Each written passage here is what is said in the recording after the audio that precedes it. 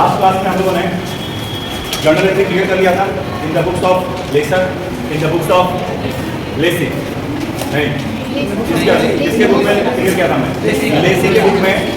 जी हाँ, लेसी के बुक में क्या एंट्री की जाती है ये हम लोगों ने क्लियर किया था लास्ट क्लास में। और मैंने उसी क्लास में आपको कहा था कि जो नेक्स्ट क्लास होगा उसमें मैं एनालिटिकल टेबल आपको सिखाऊंगा कि सर हम लोग रॉयल्टी अकाउंट बनाने से पहले या रॉयल्टी अकाउंट तैयार करने से पहले हमें एनालिटिकल टेबल बना करके ये समझना होता है कि सर क्वेश्चंस में कितनी गोल क्या रहा है ना, और कितनी रॉयल्टी किस साल में हमें पेमेंट करनी है, कितना शॉर्ट वर्किंग हो रहा है हमारा, ये सब चीज़ मैं पिछले क्लास में ऑलरेडी समझा चुका हूँ मैं आपको कि शॉर्ट वर्किंग क्या होता है, मिनिमम रेंट क्या होता है, आपको रॉयल्टी किसको आप कहते हो, है ना, शॉर्ट वर्किंग रिकूप क्या होता है, डेट रेंट किसको कहते हैं, प्लस लेसी के बुक में की जाने वाली जितनी भी एंट्रियाँ हैं वो भी एक्सप्लेन कर चुका हूँ। उसमें 3 कंडीशंस थे आपके।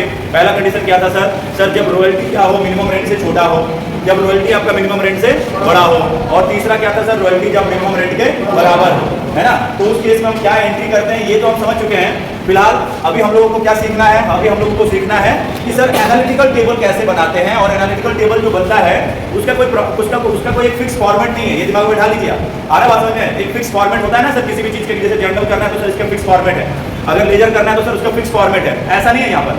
यहाँ सिंपली आप समझ लो एनालिटिकल टेबल जो है वो क्या है सर, वो एक तरह का आपका क्या है सर, एक तरह का वर्किंग नोट है जो आप क्या कर रहे हो कैलकुलेशन करते वक्त, जैसे वर्किंग नोट बनाते हो ना जब कैलकुलेशन करते हो आप, है ना, तो आप समझ लो कि यहाँ पर भी आप क्या कर रहे हो, अकाउंट में भेजने से पहले आप चीजों को कैलकुलेट कर रहे हो।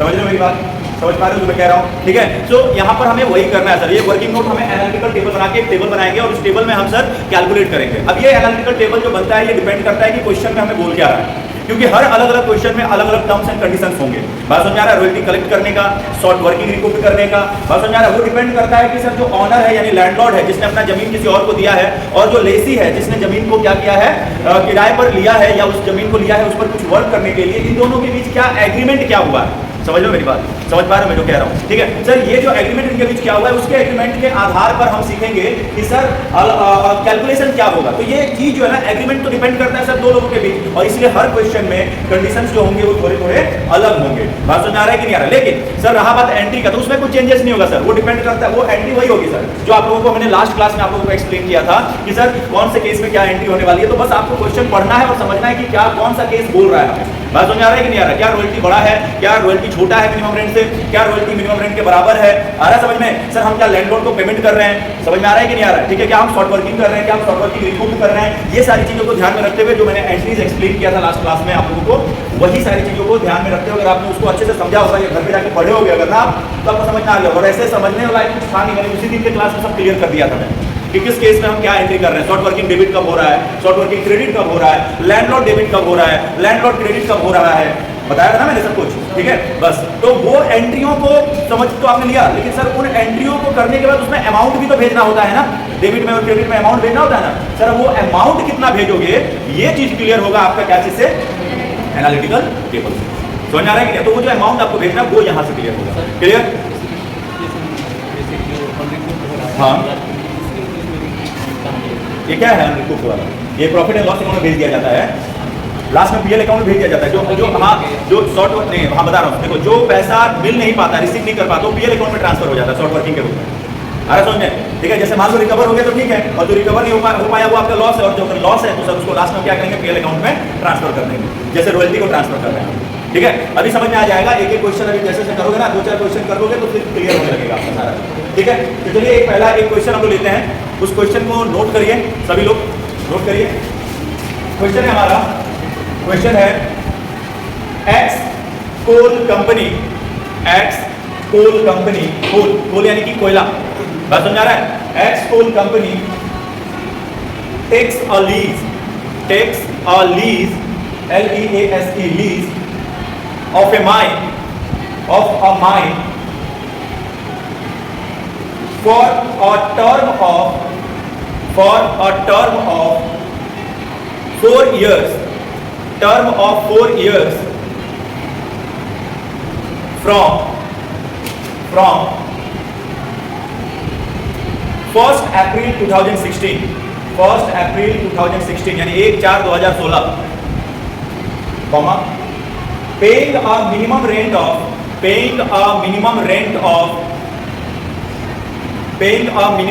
of 3 rupees 1 lakh per annum, rupees 1 lakh per annum, वहां merging in a royalty, merging MERGING, merging in a royalty at the rate of rupees 5, at the rate of rupees 5 per ton of coal raised, RAISED, raised. Full stop. The lease contains, the lease, LEASE, lease contains provision to the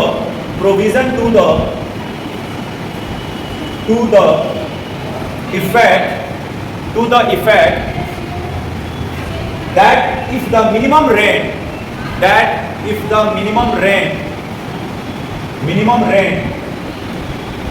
paid in any year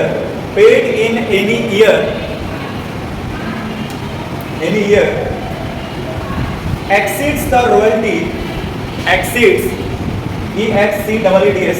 the royalty for the year, paid in any year exceeds the royalty for the year, comma, the amount of the excess may be recouped, the amount of the excess may be recouped by the coal company limited,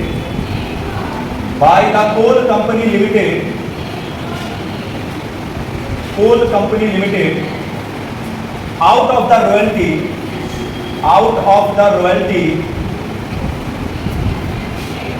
payable in the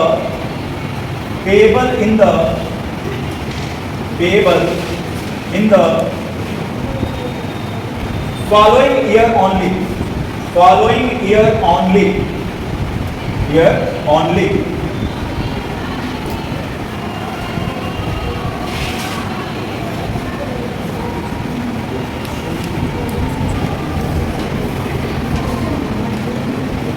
ठीक है। आगे लिखिएगा कोल is raised, अब जो उसका information दिया हुआ है कि कितना कोयला आपने उत्पादन किया है कितने वर्षों में, उसका इंफॉर्मेशन लिख लीजिए ताकि क्वेश्चन कंप्लीट हो जाए। Coal is raised as follows, ठीक है। लिखेगा नीचे 2016-17 यानी 2016-17 2000 टन, यानी 2016-17 में कितना टन आउटपुट किया गया है कोयले का? 2000 टन आउटपुट हुआ है। फिर नीचे लिखो 2017-18 12,000 टन, 12,000 टन। फिर 18-19 2018-19 24,000 टन, 24,000 टन। फिर लिखो 2019-20 2019-20 30,000 टन, 30,000 टन। हो गया? क्लियर है? ठीक, ओके। अभी लिखिएगा नीचे पास द जर्नल एंट्रीज। देखो जर्नल एंट्री पास करनी है, बट मैं यहाँ पे इस वाले क्लास में भी आपको जर्नल एंट्री नहीं, जर्नल एंट्री तो आप सीख ही चुके हो, समझ आ रहा है कि नहीं आ रहा है? एनालिटिकल टेबल पहले मैं आपको सिखाऊंगा, एनालिटिकल टेबल सीखना है यहाँ पर। जब एनालिटिकल टेबल समझ जाओगे तो जर्नल एंट्री समझ चुके हो उसके पहले वाले क्लास में, ठीक है।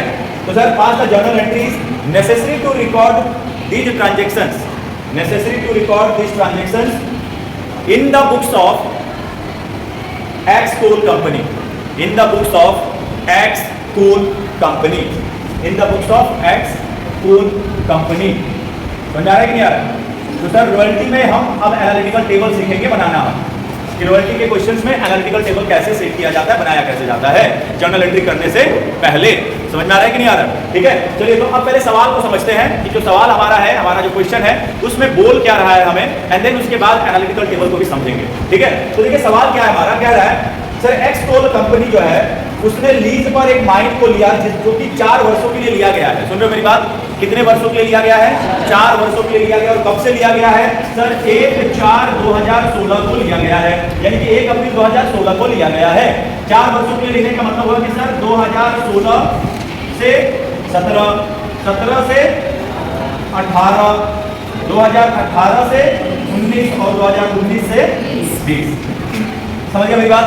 क्लियर? कोई कंफ्यूजन है? सवाल को मैं समझा रहा हूँ, पहले सवाल समझ लीजिए, उसके बाद फिर एनालिटिकल टेबल समझ में आने लगेगा आपको। देखिए इस रॉयल्टी में सर यही चीज आपको ध्यान रखना है कि क्वेश्चन समझ आ गया तो एनालिटिकल टेबल भी बन जाएगा, क्वेश्चन ही नहीं समझ में आया तो एनालिटिकल टेबल बनाने में भी आपको कंफ्यूजन होगा। ये दिमाग में बैठा लो आप, आ रहा है बात समझ में? तो इसलिए आपको सबसे पहले क्वेश्चन को समझना है अच्छे से पढ़ करके, एक बार नहीं, दो बार नहीं, तीन बार नहीं, 5 बार टाइम लगे पढ़ो, लेकिन क्वेश्चन को पहले क्लियर करो कि क्वेश्चन बोल क्या रहा है आप, समझ गया ना? ठीक है, तो क्या बोल रहा है, केक्स कोल कंपनी एक है जिसने क्या किया, एक माइन मतलब एक कोयले के खदान को उसने क्या किया है, 4 साल के लिए लीज पर लिया है। कब लिया है सर? 2016 में लिया है, 1/4/2016 को लिया है, ठीक। और साथ में वो ये कह रहा है कि पेइंग का minimum rent of 1 lakh per annum, कह रहा है ये कि सर हम मिनिमम रेंट आपको कितना देंगे सर? मिनिमम रेंट इनसे कितना लिया जा रहा है? 1 लाख रुपए मिनिमम रेंट इनको बोला है कि पर एनम क्या करना है, देना है। सर मिनिमम रेंट तो जानते ही हो सर, सर कुछ भी हो सर इतना तो देना कंफर्म है कि देगा कौन सर? जो लेसी है, किसको देगा? लेसर को देगा, यानी कि लैंडलॉर्ड को देगा। तो जिन्होंने जमीन को लिया है, कोयले के खदान को लिया 4 वर्षों के लिए, उन्होंने ये तय किया उस कंपनी ने कि भाई एग्रीमेंट ये होगा कि सर 1 लाख रुपए मिनिमम रेंट क्या करेंगे वो लोग हर साल देंगे। क्लियर है? ठीक है, आगे लिखा है merging in royalty at the rate of ₹5 पर टन ऑफ कोल रेंज। कह रहा है कि सर साथ में जितना भी सर इन वर्षों में आउटपुट होगा, आउटपुट मतलब जितना भी कोयला का उत्पादन किया जाएगा सर, उस पर टन कोयले का, पर टन कोयले पर वो रॉयल्टी भी देंगे। कितना रुपया? ₹5 पर टन कोयले की रॉयल्टी भी वो लोग देंगे। कौन? जिसने जमीन को लिया है सर, जिसने कोयले के खदान को लिया है, बात समझ आ रहा है? कोल माइन को जिसने लिया है लीज पर, ठीक है, उसने ये कहा है कि हम आपको 1 लाख रुपया मतलब तय क्या हुआ कि 1 लाख रुपया मिनिमम रेंट देना है, और साथ में जो भी आउटपुट होगा उस आउटपुट पर ₹5 पर टन के हिसाब से रॉयल्टी भी देना है। समझ आ रहा है? ठीक है, आगे लिखा है the amount the lease contains provision to the effect that if the minimum rent paid in any year exceeds the royalty for the year, the amount of the excess may be recouped by the coal company limited out of the royalty payable in the following year only। कहने का मतलब क्या है sir? कहने का मतलब ये है कि कंडीशन देखो, ये यहाँ पर आकर के कंडीशन आपको समझना पड़ेगा। यहाँ पे कंडीशन क्या कह रहा है कि सर अगर किसी वर्ष जिस कंपनी ने लीज पर लिया है अगर उसे शॉर्ट वर्किंग होता है, शॉर्ट वर्किंग होता है इसका मतलब क्या? इसका मतलब सर जब रॉयल्टी कम हो जाए और मिनिमम रेट ज्यादा हो जाए तो किसी वर्ष अगर शॉर्ट वर्किंग होता है तो उस शॉर्ट वर्किंग को वो कंपनी, कोल कंपनी जो है, जो कोयला निकालने के लिए जो जिसने लीज पर लिया है, उसके पास राइट है कि वो सिर्फ और सिर्फ उन्हीं वर्षों के अंदर क्या कर सकता है, उसकी भरपाई कर सकता है जितने वर्षों के लिए उसने क्या किया है, लीज पर लिया है। मान लो अगर इस वर्ष में नुकसान हुआ तो 2 वर्ष उसके पास बचते हैं, ऐसे इसी 2 वर्ष में उसको क्या करना है, उसकी रिकवरी करनी है। अगर इस वर्ष में नुकसान हुआ है तो सिर्फ उसको 1 वर्ष मिलेगा, और इस वर्ष में अगर नुकसान हुआ तो सर कोई मौका नहीं मिलेगा आपको रिकवर करने का। ये इसका मतलब ये हुआ, समझ आ रहा है कि नहीं आ रहा? मतलब कि अगर आपको इस वर्ष में शॉर्ट वर्किंग होता है तो आगे कोई मौका नहीं मिलने वाला, क्योंकि क्वेश्चन कंडीशंस क्लियरली बोला है कि सर मौका आपको शॉर्ट वर्किंग रिकूप करने का सिर्फ कब दिया जाएगा? जितने वर्षों के लिए आपने क्या किया है, लीज पर लिया है, बस उतने ही वर्षों तक आपके पास क्या मिलेगा सर? आपको शॉर्ट वर्किंग को रिकूप करने का आपको क्या दिया जाएगा? अधिकार दिया जाएगा। ये एग्रीमेंट में तय हो गया। समझ आ रहा है कि नहीं आ रहा? यही क्वेश्चन को पढ़ के समझना जरूरी होता है। ये समझ गए तो आगे आपका एनालिटिकल टेबल एकदम कुछ भी नहीं है, देख लीजिएगा। ठीक, आगे देखिए, उसको मैं आपको आउटपुट दे दिया। आउटपुट कितना दे दिया सर? 2016-17 में हमको 2000 टन आउटपुट बोला है ना?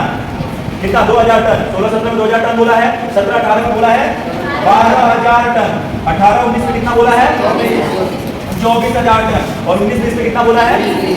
30,000 टन बोला है। आ रहा है बात समझ में? ठीक है, क्लियर है? कोई कंफ्यूजन यहाँ पर नहीं? अब आपको आउटपुट दिया है, ये क्यों, ये क्या है आउटपुट? अब इसको 2000 गुणे क्या करोगे? 5। 12,000 गुणे क्या करोगे? 5। रॉयल्टी निकालनी है ना सर? तो रॉयल्टी निकालने के लिए कितना बोला है? पर टन कितना बोल रहा है? ₹5 बोल रहा है। तो सर जितना भी आउटपुट आपने किया है उससे गुणा कर दोगे, मल्टीप्लाई कर दोगे तो सर आपका रॉयल्टी वाला अमाउंट निकल करके आएगा। और उसके बाद उसको कंपेयर करना है क्या चीज से सर? मिनिमम रेंट से। देखना है कि सर ये जो मल्टीप्लाई करके आया वो मिनिमम रेंट से ज्यादा है, मिनिमम रेंट से कम है, या मिनिमम रेंट के बराबर है। क्योंकि सर मेनली हमें कंपेरिजन क्या करना है सर? वही ना, कंपेरिजन करना है कि royalty is more than minimum rent, is less than minimum rent और इक्वल टू मिनिमम रेंट। ये तो देखना है। आ रहा बात समझ में? ठीक है, चलो अब आते हैं एनालिटिकल टेबल पर। असली कहानी यहाँ से शुरू होती है। ठीक, इधर देखिए, सबसे पहले एनालिटिकल टेबल में आपको करना क्या है सर? कुछ 6, 7, 8 कॉलम आपको बना लेने होंगे। ठीक है, लिखना होगा कुछ नहीं होता सर, उसमें सिर्फ आपको अमाउंट दिखाना है। क्या दिखाना है? अमाउंट को शो करना है। समझ रहे हो? समझ पा रहे हो ना? अमाउंट को शो करना है। देखिए, तो यहाँ पर आप इस तरह से टेबल तैयार कर लो।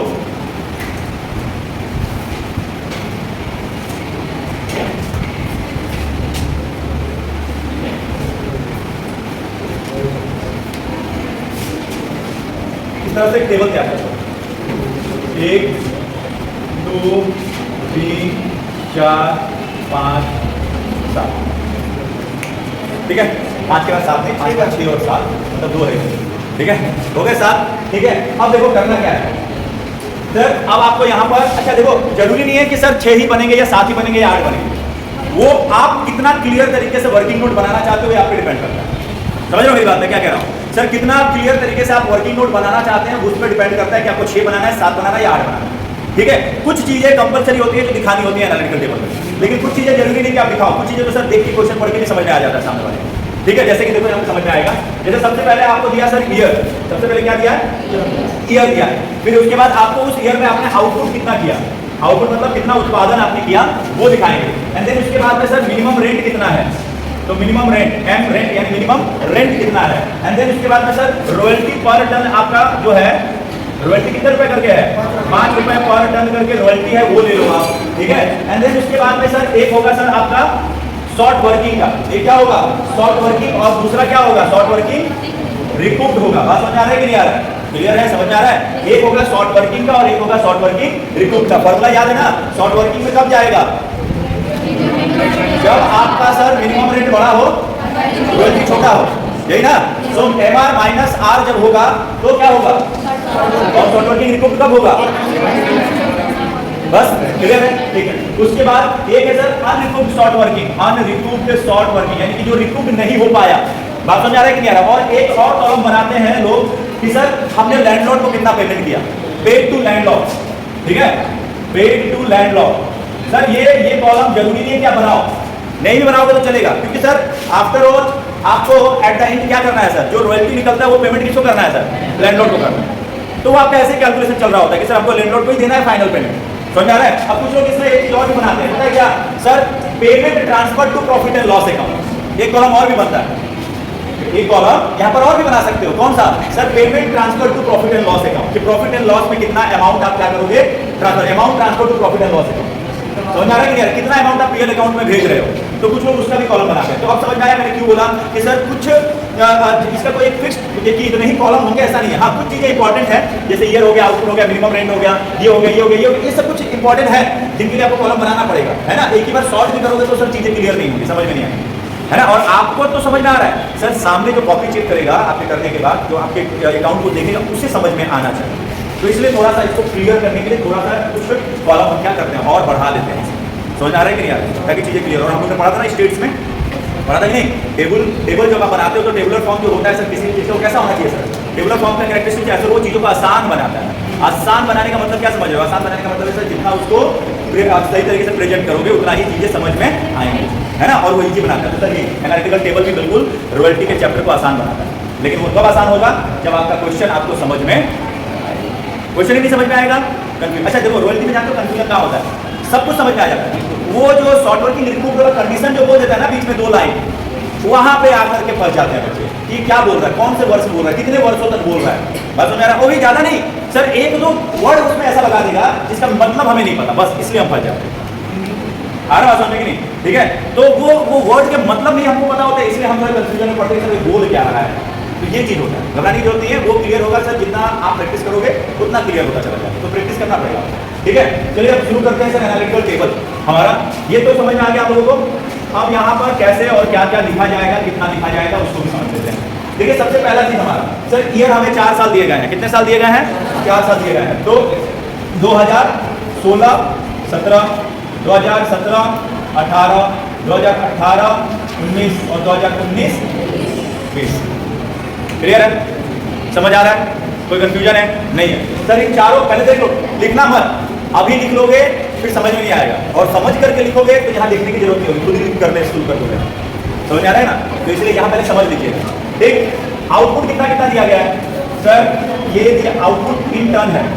आउटपुट जो है क्या है? टन में है। तो सर कितने टन है? 2000, ये 12000, ये 24000, ये 30000, 30,000। ठीक है, हो गया सर। मिनिमम रेंट कितना है हमारा हर साल का? 1 लाख है। तो सर ये 1 लाख, यहाँ भी 1 लाख, यहाँ भी 1 लाख और यहाँ भी 1 लाख, क्योंकि हर साल मिनिमम रेंट बोला है, पर एनम बोला है कितना? 1 लाख रुपए। ठीक है, समझ आ रहा है ना जो मैं बोल रहा हूँ? हाँ, नहीं आया तो बोलना। ठीक है, क्लियर? यहाँ पर कोई कंफ्यूजन है? नहीं है सर। सर उसके बाद आते हैं सर हम लोग रॉयल्टी। रॉयल्टी 5 रुपए पर टन के हिसाब से अगर जोड़ेंगे तो आउटपुट में रॉयल्टी को गुणा करिए। तो सर 2000 × 5 किलो कितना होगा? 10,000। सर यहाँ तो सीधा 90,000 का क्या हो गया, अंतर आ गया सर 12,000 को 5 से गुणा करेंगे 60,000, 24,000 को 5 से गुणा करेंगे 1,20,000।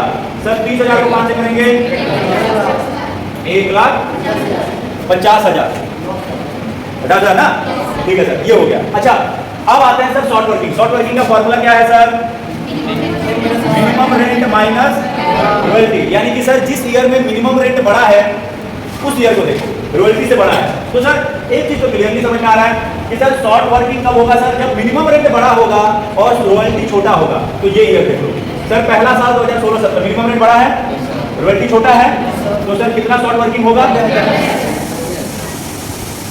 90,000।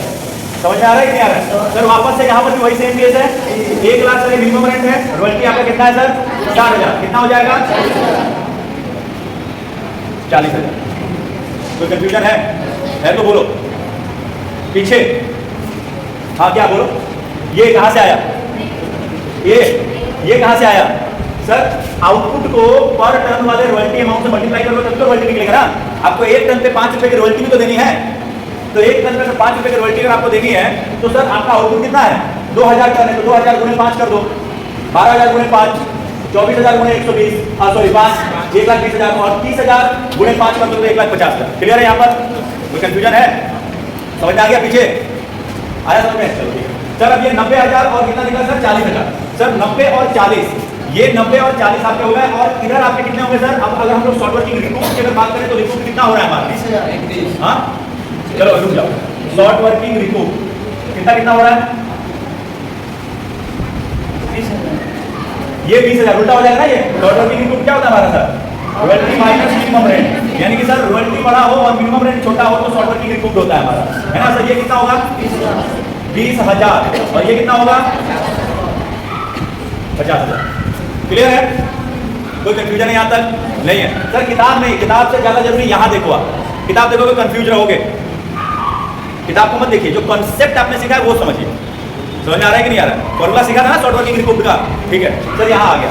अब सुनो यहाँ पे ध्यान से, मैं बता रहा हूँ पूरा क्लियरली समझिएगा कि किताब वाला भी समझ में आ जाएगा। तो किताब में एक जगह कहीं मिस्टेक, ये 50,000 नहीं लिखा है किताब में, उसको यहाँ पर लिखा है, क्यों लिखा है वो भी अब समझ में आ जाएगा, टेंशन की जरूरत नहीं है। पहले यहाँ देख लो, फिर किताब वाला कॉन्सेप्ट भी समझ में आएगा कि किताब में क्यों किया है वैसा। सुनो ये हो गया। अब आता है सर अनरिकूप्ड शॉर्ट वर्किंग वाले कॉलम में, ध्यान से सुनिएगा। सवाल में हमारा जो क्वेश्चन था उसमें हमारा कंडीशन क्या दिया हुआ है? कंडीशन ये बोला है कि सर जिस वर्ष आपको नुकसान होगा उस नुकसान की भरपाई जितने वर्षों के लिए आपने लीज पर ले रखा है जमीन को, उतने ही वर्षों में आप कर सकते हो, ठीक है? तो सर यहाँ पर आप समझिए कि सर यहाँ ध्यान सुनिएगा सर, यहाँ पर पहले साल जो आपको शॉर्ट वर्किंग 90,000 का हुआ है ना, हुआ ना पहले साल, कितने का हुआ है 90,000 का शॉर्ट वर्किंग हुआ। अब दूसरे साल जब आप देखें कि भाई दूसरे साल हम इसको क्या रिकूप कर सकते हैं? जी नहीं, क्योंकि दूसरे साल भी आपको क्या हो गया, शॉर्ट वर्किंग हो गया। यानी कि सर पहले साल जो नुकसान आपका हुआ था वो तो सर नुकसान था ही, आपको अगले पहले साल के नुकसान के लिए 3 वर्ष आपको मिल रहा है कि 3 वर्ष में आप इसकी भरपाई कर सकते हैं। तो सर दूसरे साल आपने देखा कि 40,000 का फिर से मेरे को क्या हो गया, नुकसान हो गया। यानी कि सर पहले साल वाला जो 90,000 है वो दूसरे साल में भी क्या रह गया, अनरिकूप्ड रह गया। अब ये 90,000 यहाँ नहीं लिखोगे तो क्यों भाई? क्योंकि पहले साल तो नुकसान हुआ है ना, दूसरे साल तुमको मौका दिया गया है रिकूप करने का, तो तुम दूसरे साल तुम क्या नहीं कर पाए, नहीं रिकूप कर पाए। तो जब नहीं रिकूप कर पाए तो 90,000 का 90,000 दूसरे साल के अंत में क्या बच जाएगा, अनरिकूप्ड रह जाएगा। बच जाएगा नहीं बच जाएगा? पहले बात समझो सर, इस साल नुकसान हुआ आपको, ठीक है? अब भरपाई तो अगले साल से ना करना है हमें। अब अगले साल जब आप गए, मतलब दूसरे साल में जब गए तो आपने देखा कि भाई 90,000 का नुकसान पहले साल का था, दूसरे साल हमको भरपाई करने का मौका मिल रहा है, लेकिन दूसरे साल में हम 40,000 का नुकसान कर रहे हैं। बात समझ आ रहा है कि नहीं आ रहा है? तो सर यानी कि 90,000 आप रिकूप नहीं कर पाए। रिकूप तब करते ना जब आपका क्या होता है, यहाँ पर एक्स्ट्रा आता। जैसे यहाँ पे 20,000 आया है, वैसे यहाँ पे कुछ अगर आया रहता तब तो आप उसमें से रिकूप करते ना। मान लो कि मेरे को 100 रुपए का नुकसान पिछले साल हुआ, इस साल कहा गया कि भाई इस साल आपको फायदा होगा तो आप क्या करिएगा, उसमें से रिकवर कर लीजिए। इस साल मेरे को फिर 60 रुपए का नुकसान हो गया, एग्जाम्पल देता हूँ। तो सर मेरा 100 रुपए का ऑलरेडी नुकसान था, 60 रुपए का मेरा और नुकसान तो पिछले साल का जो नुकसान का भरपाई इस साल मुझे करना था तो मैं कर नहीं पाया, तो मैं उसको वैसे का वैसे ही रख दूंगा कि नहीं भाई पिछले साल वाला अभी भी मेरे पास वैसे ही नुकसान पड़ा हुआ है। तो ये अनरिकूप्ड शॉर्ट वर्किंग कितना हुआ सर, 90,000। समझ गए? यहाँ पे कोई कंफ्यूजन है तो बताओ, है किसी को कंफ्यूजन यहाँ पर? नहीं है सर। इसके बाद हमारा सर क्या है, इसके बाद हम आते हैं सर अगला। अब जब देखो, अब ध्यान से समझना सर, अब यहाँ पर कितना है सर, 1,20,000 है, यहाँ पर 1 लाख है, यानी कि कितना शॉर्ट वर्किंग रिकूप हुआ सर आपका 20,000। तो सर जब 20,000 हुआ तो आप अनरिकूप देखो 20,000 जब आपको क्या हुआ है 20,000 जब आपको मिला है तो आप अनरिकूप शॉर्ट वर्किंग में कितना दिखाएंगे, ध्यान से सुनिएगा। अनरिकूप सुन लीजिएगा ध्यान से, अनरिकूप शॉर्ट वर्किंग में सर आप देखिए ये जो नुकसान आपका हुआ, इस नुकसान के बाद आपको ये ईयर दिया गया सर, आपको मौका मतलब ये ईयर में दिया गया था, आप नहीं भरपाई कर पाए, तो अब आपका नुकसान कौन सा है सर, ये है ना 40,000 है। तो सर ध्यान से सुनिएगा सर 90 और 40 मिला करके नुकसान टोटल कितने हो गए 1,30,000। ध्यान से समझिएगा 1,30,000 और आपको फायदा कितने का हो रहा है 70,000 का, बात समझिए। तो लेकिन 70,000 का जो फायदा हो रहा है सर वो 2 वर्षों में आपको हो रहा है 2018, 19 और 19-20, और नुकसान कितने वर्षों में हो रहा है सर पहले के 2 वर्षों में 90 और 40। ठीक है, अब 90,000 को आप भरपाई तो नहीं कर पाए, लेकिन 40,000 जो दूसरा नुकसान था अब इसको आपको अगले वर्षों में मौका दिया जाएगा, क्योंकि पहला वाला आपको मिला था नहीं भरपाई कर पाए, सर जो दूसरे साल का भरपाई करना है वो आप करोगे ना। तो सर अब 40 में से सर आपने दूसरे साल में कितना भरपाई कर लिया 20,000, यानी कि कितना रह गया आपका 20,000। तो समझ में आ रहा है क्या बोल रहा हूँ सर, ये 90,000 के लिए आपको अगले साल मौका मिला था, नहीं भर पाया, लेकिन सर फिर तो 40,000 हुआ उसके लिए अगले साल जो मौका मिला तो उसमें आपको 20,000 का क्या हुआ है शॉर्ट वर्किंग रिकूप हुआ है कि नहीं हुआ है। तो सर 40 में से अगर 20 आपने रिकूप्ड कर लिया तो अनरिकूप्ड कितना रह जाएगा 40 में से 20 आपने रिकूप्ड कर लिया, शॉर्ट वर्किंग रिकूप्ड है ये, देख रहे हो ना, तो अनरिकूप्ड कितना रह जाएगा सर 20,000।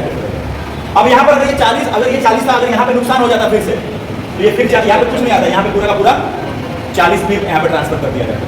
समझ आ रहा है कुछ सर, अगर यहाँ पे 40 है, यहाँ पे कोई आपको अगर शॉर्ट वर्किंग रिकूप नहीं होता, सपोज यहाँ पे फिर से लॉस हो जाता, तब आप क्या करते सर, आप पूरा का पूरा 40 भी वापस यहाँ पर क्या करते आप भेज देते। कुछ आ रहा है, समझ में आ रहा है कि नहीं आ रहा है, ठीक है ओके। अगला ये हो गया। अब देखिए उसके बाद ध्यान सुनिएगा, अब अगले बार आपका सर क्या हुआ है सर 50,000 का आपको फिर से क्या हुआ है सर शॉर्ट वर्किंग रिकूप हुआ है, लेकिन क्वेश्चन ये कह रहा है कि सर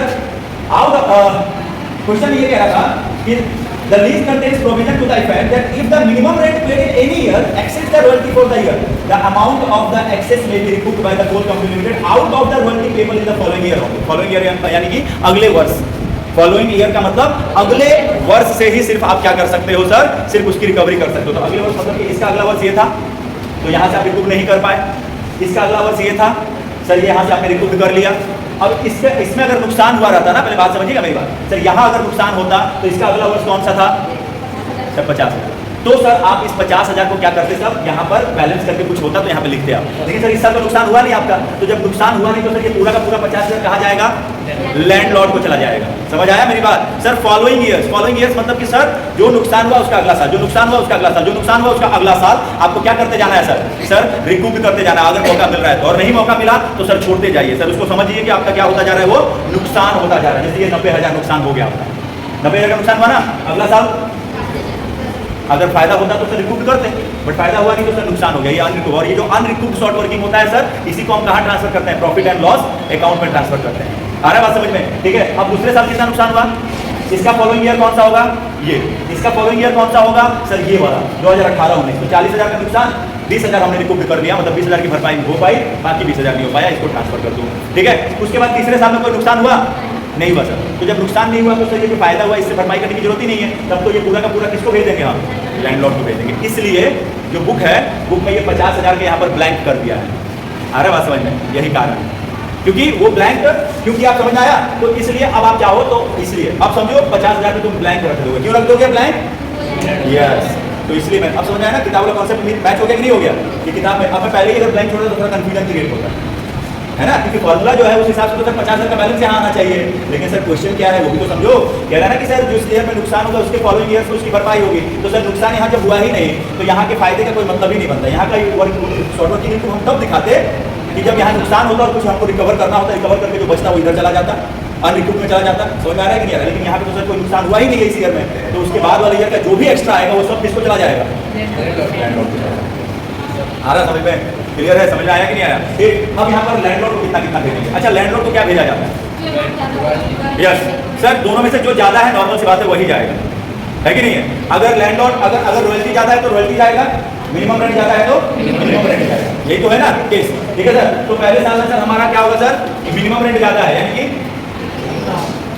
दूसरे साल में भी हमारा मिनिमम रेंट ज्यादा है तो 1 लाख जाएगा। तीसरे साल में भी सर देखो, तीसरे साल में भी पहले बात समझ लीजिए, तीसरे साल में भी सर 1 ही लाख जाएगा। कारण क्या है सर, क्योंकि सर यहाँ जो 20,000 आया था वो सर यहाँ रिकूप्ड हो गया है, ये जो 20,000 था वो आपने इसको मौका दे रखा है कि 40,000 का जो नुकसान हुआ है उस 40,000 में तुम क्या कर लेना, उसकी भरपाई कर लेना। तो सर वो 1,20,000 में से 1,20,000 नहीं जाएगा, कारण सर 20,000 वो इसने क्या किया, शॉर्ट वर्किंग रिकूप्ड कर दिया है। तो सर बैलेंस कितना जाएगा, 1,00,000 जाएगा।